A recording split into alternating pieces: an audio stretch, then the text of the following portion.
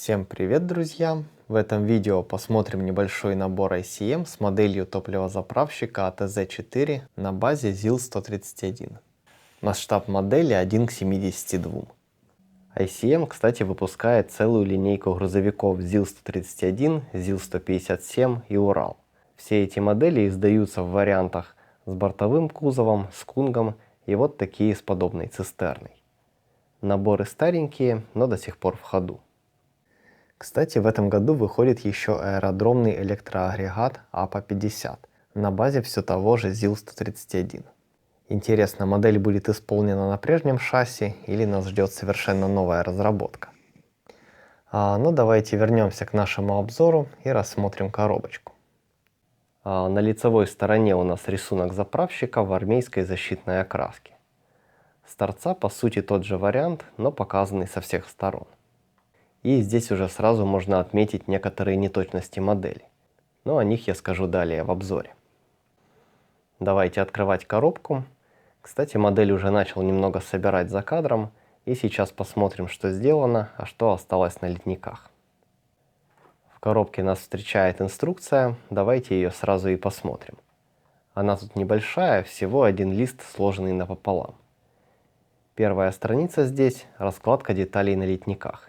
Часть деталей заштрихована красным, они не используются в этой модификации. Странно только то, что вычеркнули запасное колесо. Оно ведь обязательно должно быть на заправщиках. И тем более свободно становится на модель. А почему ICM игнорирует этот узел, непонятно. На развороте схема сборки, всего несколько насыщенных шагов. Вижу неплохо детализирована ходовая часть, рама, просматривается раздатка. Есть ресиверы отдельными деталями. На кабине много мелких деталей, но бочка довольно простая. На последней странице инструкции схема окраски и таблица с необходимыми цветами. Здесь нам предлагают два военных варианта – советский и ГДР. Окрас типовый и незамысловатый. Я же придумаю что-нибудь с гражданской версией. Далее посмотрим литники. Первый здесь – это детали рамы и салона. Решетка фар вижу толстовата, да и пролита не полностью. А вот выхлопные трубы и руль достаточно тонкие. Топливные баки состоят из двух половинок. На панели приборов есть некоторая детализация, но она не очень выразительна.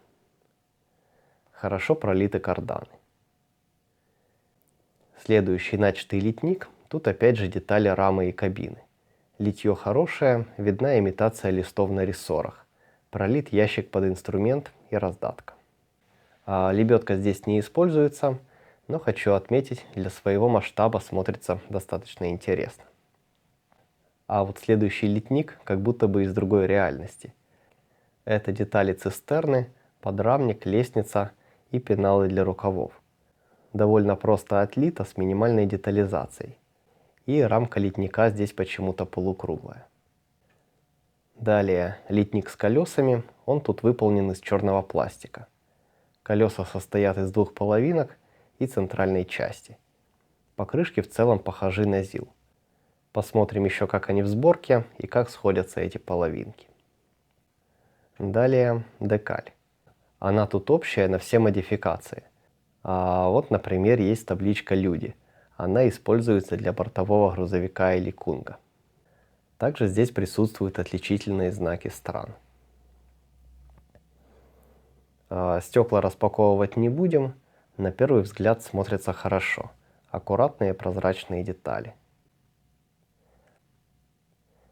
Кабина здесь отлита в одну деталь, и это, несомненно, плюс. А вот ее минус в том, что она тут не очень-то правильная. Особенно это заметно рядом с вариантом от AVD Models. Я чуть позже покажу их в сравнении. Само же литье качественное, исполнены мелкие элементы, деталь практически не требует обработки. Нижняя часть двигателя и коробки передач даны отдельной деталью. И вот тут хочу обратить внимание на коробку отбора мощности, торчащую справа. Она нужна для подключения к лебедке. Но лебедки на этой модификации не будет, так что и коробку я удалю. Далее рама. Здесь я уже установил передний мост с рессорами. Деталь простая, но отлитая ровно и без дефектов. На радиаторе и бампере есть имитация фактуры. Следующая деталь – салон и задние крылья. Простые элементы, в салоне уже отлито сиденье и педали. Крылья довольно толстые и смотрятся просто. И, наконец, собранная бочка. Две половинки сошлись в целом без проблем. Я немного подчистил шов и на всякий случай прошелся шпаклевкой. Бочку хочу немного доработать, сделаю трубки и ручки из проволоки.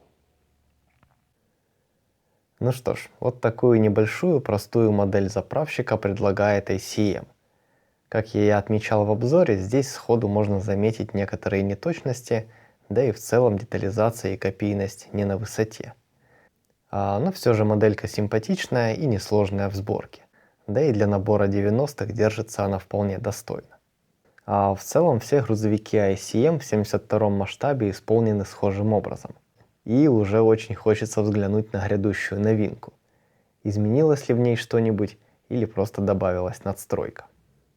Обзор же я на этом заканчиваю. Напишите в комментарии, что думаете об этой модели, собирали такой заправщик или может он у вас есть в планах.